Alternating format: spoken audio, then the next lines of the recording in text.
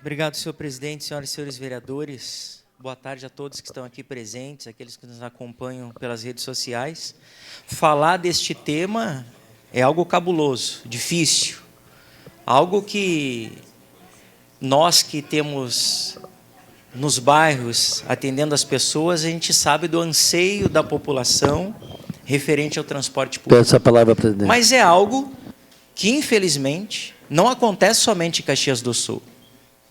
Quem vai na capital, em Porto Alegre, e já chegou a pegar ônibus lá em Porto Alegre, sabe muito bem a dificuldade que é também o transporte público em Porto Alegre.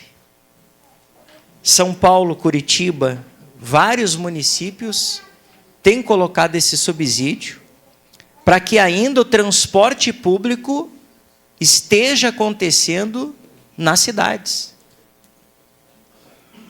Claro que é difícil a gente poder falar e colocar recurso, subsídios ao transporte público da cidade.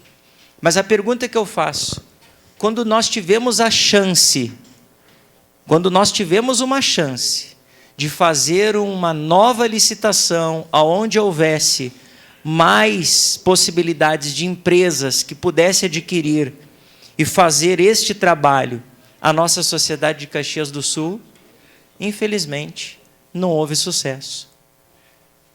Na outra vez que foi feito o novo chamamento, o que aconteceu?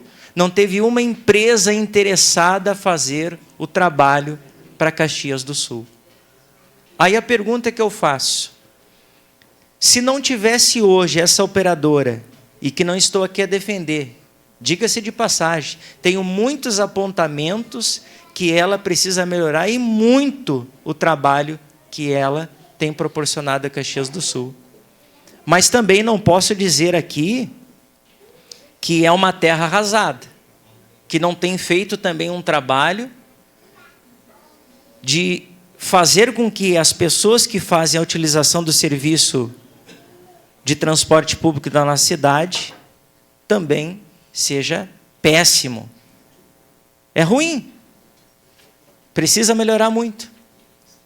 Mas o que eu quero aqui ressaltar, senhor presidente, senhoras e senhores vereadores, que nós precisamos ter um planejamento. Um planejamento logo para saber qual que vai ser o ponto que o governo municipal vai tomar para que amanhã depois nós venhamos ter o transporte público em Caxias do Sul. Porque se a Visat chegar hoje e queira rescindir o contrato, pague o que for necessário de multa, qual a empresa que vai gerir o transporte de Caxias do Sul?